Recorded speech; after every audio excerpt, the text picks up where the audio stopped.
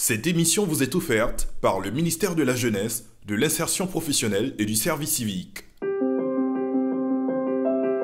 Mise en place par le gouvernement et pilotée par le ministère de la Promotion de la Jeunesse, de l'Insertion professionnelle et du Service civique, le programme jeunesse du gouvernement PJGouv 2023-2025 vise à réaffirmer la place centrale des jeunes qui constituent plus des 2/3 de la population dans les politiques gouvernementales. Le PJGouv vise ainsi l'amélioration des conditions de vie et de bien-être des jeunes pour en faire des acteurs de premier ordre de la construction de notre pays. En plus du ministère de la Promotion de la jeunesse, c'est une vingtaine d'autres ministères qui, à pied d'œuvre autour de cet objectif prioritaire au nombre de ceux-ci. On pourrait éventuellement citer le ministère de l'enseignement technique, de la formation professionnelle et de l'apprentissage. Comment ce département contribue-t-il au PJGouv? Quels sont les acquis, les chantiers et les perspectives? Nous en parlerons tout au long de cette émission avec le premier responsable, le ministre Kofi N'Guessan.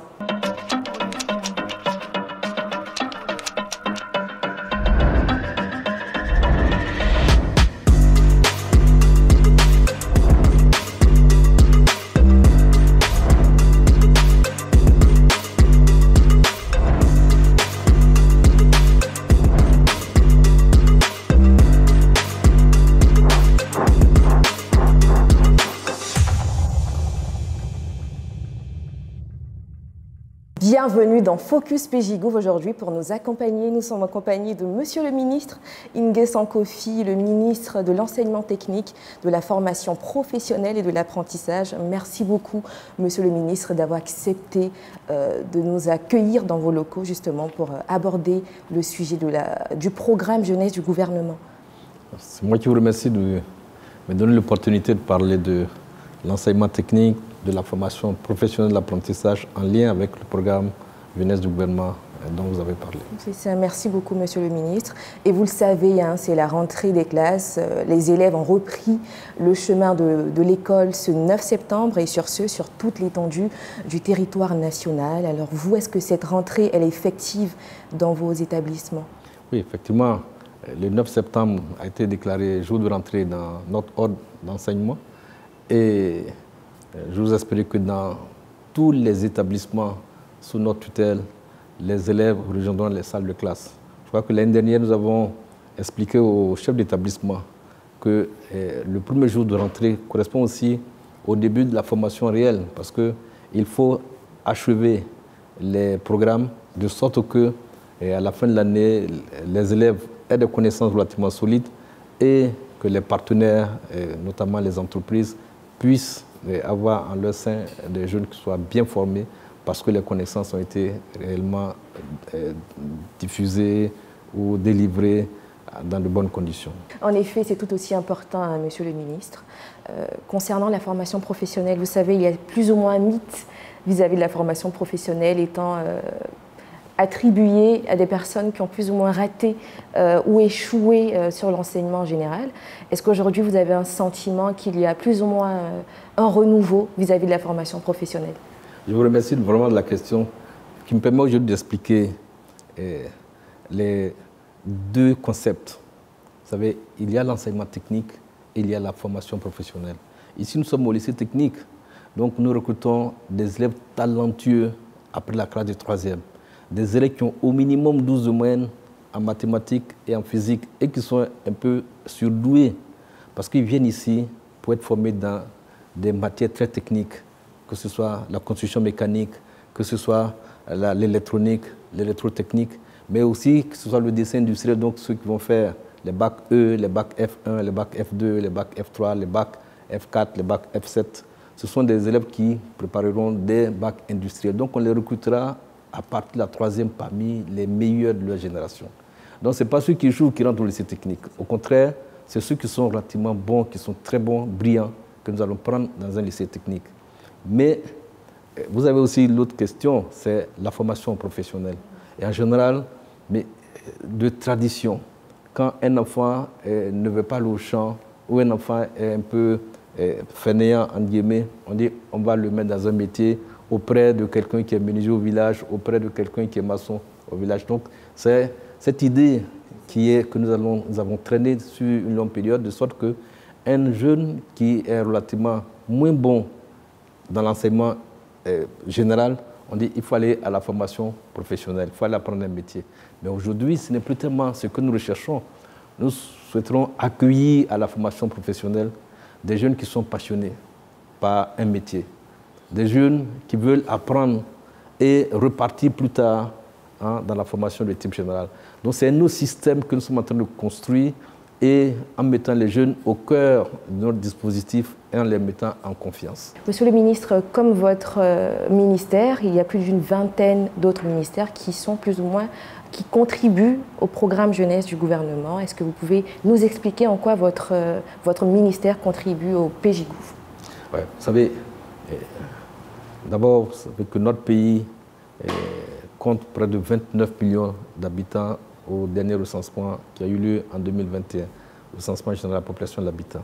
Nous avons développé nos deux sous-programmes qui sont en fonction de notre vision, qui sont l'Académie des talents et l'école La Deuxième Chance. Au niveau de l'Académie des talents, c'est de revoir notre dispositif, de sorte à développer au niveau de l'enseignement technique un programme pour recruter les meilleurs de leur génération et les former dans des filières très techniques qui débouchent sur la technologie du futur, sur les métiers actuels, mais sur la technologie.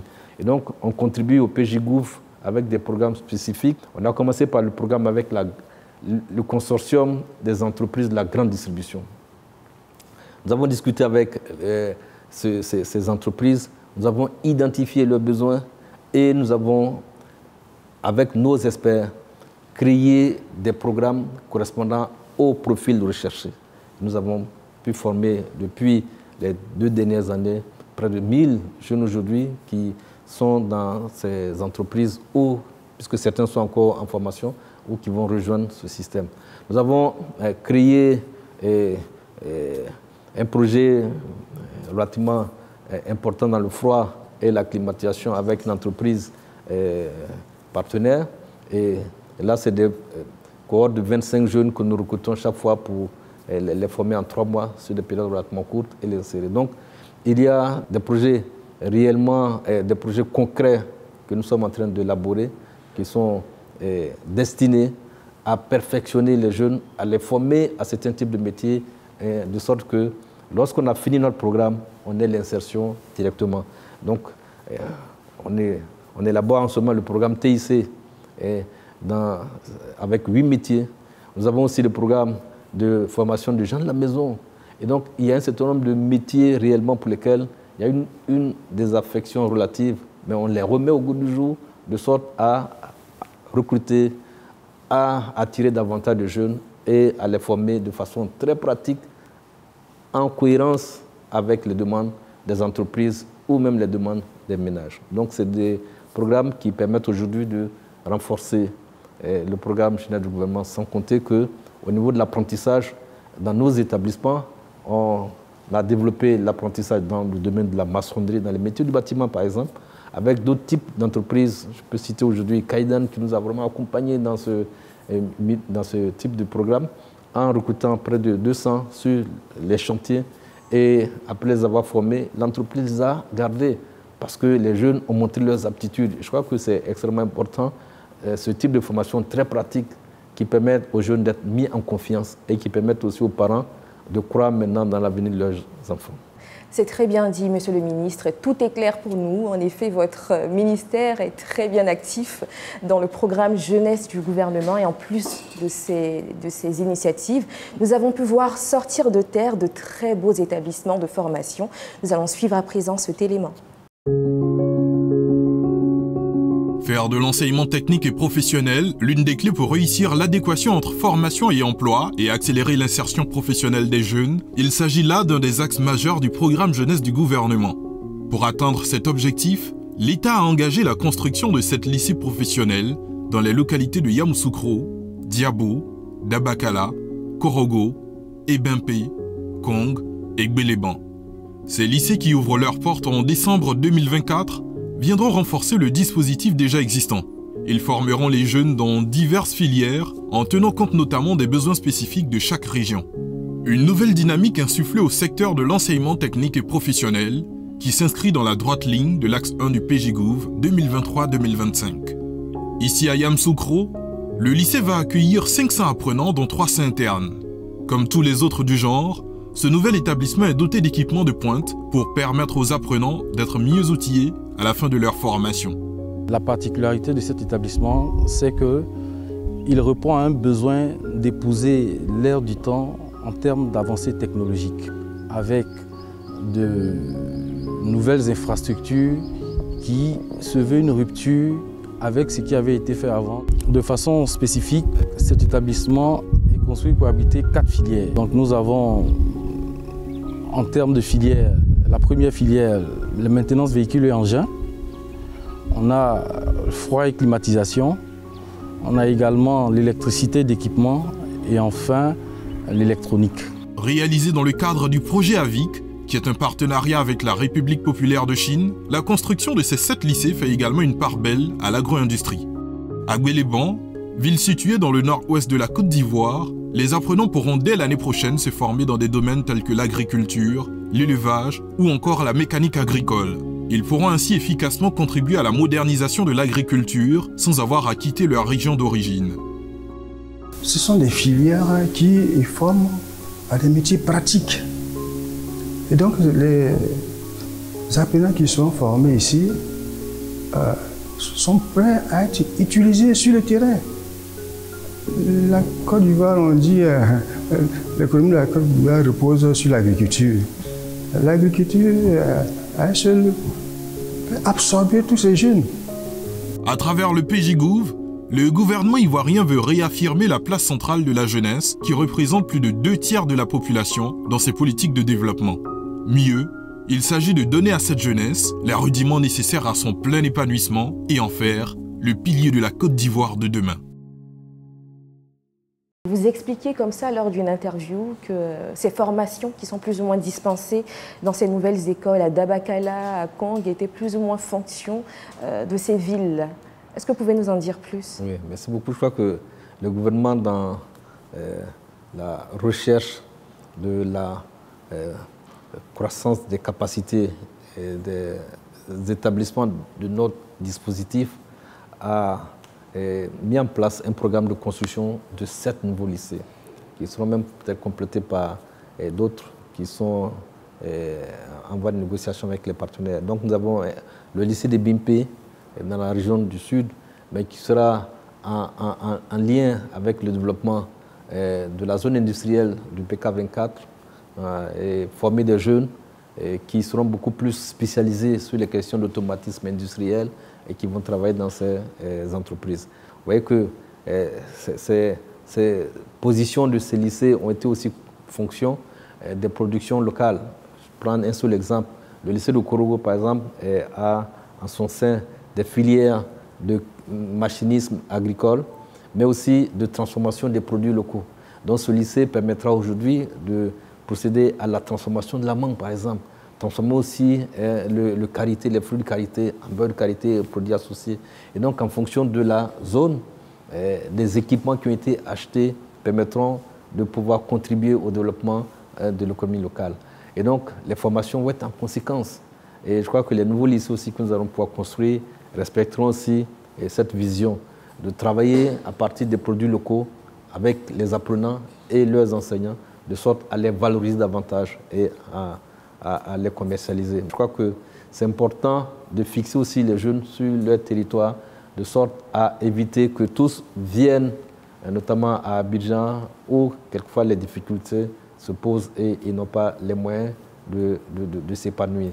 Donc ça, c'est la politique vraiment décentralisée, mais décentralisée intelligemment à partir des formations qui seront liées aux réalités locales. Il y a de très beaux bâtiments que l'on voit, l'école de la deuxième chance, l'Académie des talents, le programme jeunesse du gouvernement. On dirait si le parcours de formation est maîtrisé, qu'en est-il maintenant de l'insertion professionnelle de ces jeunes? Vous savez, pour qu'il y ait une bonne insertion professionnelle, il faut qu'il y ait un programme de bonne qualité et qui est imaginé, mis en place en accord, en association avec le milieu professionnel. C'est la raison pour laquelle, dans notre vision et avec nos collaborateurs, nous travaillons d'abord à approcher le secteur productif. quels sont les profils recherchés. Et si les profils sont déterminés, comment on met en place les référentiels métiers pour avoir les profils recherchés. Et si vous avez un bon programme, vous avez cette association, cet accompagnement du milieu productif, il est à peu près certain que les jeunes qui sortiront de vos établissements avec le diplôme aient une employabilité réussie. Donc, l'idée, quand on parle d'employabilité, il faut savoir que le plus important, c'est la qualité de la formation et c'est aussi les relations que les gestionnaires du système éducatif ont avec le milieu de l'emploi. Donc, c'est exactement ça. Aujourd'hui, vous allez sur le marché, si vous avez un bon maçon, vous avez un bon carreleur, je suis certain qu'à 100%, ils seront tous employés. Mais quelle est la qualification requise? C'est d'abord ça que les collaborateurs, les gestionnaires du système, les inspecteurs qui sont chargés de faire les programmes doivent pouvoir veiller à cela. En effet, qui dit apprenant dit forcément enseignant. Alors, c'est quoi la place de ces enseignants dans ces formations professionnelles? Parce que c'est vrai qu'on parle de leurs compétences, mais également leur motivation. Quelle stratégie avez-vous mise en place pour que ces enseignants puissent avoir leur place, je dirais, dans ce secteur? Dans ce secteur, on parle beaucoup plus de formateurs. Ce sont des formateurs qui eux-mêmes ont des qualifications et qui transmettent cette qualification aux apprenants, oui, apprenants, formateurs. Et donc l'idée, c'est, au niveau du ministère, la politique est relativement simple. Remettre la confiance dans tout le système. Et donc, procéder au renforcement des capacités de tous nos formateurs des formations professionnelles, qu'ils soient des formations des établissements de type public ou des formations de type privé. Parce que n'oubliez pas aussi que pour le moment, les établissements privés rassemblent à peu près 72% de nos jeunes.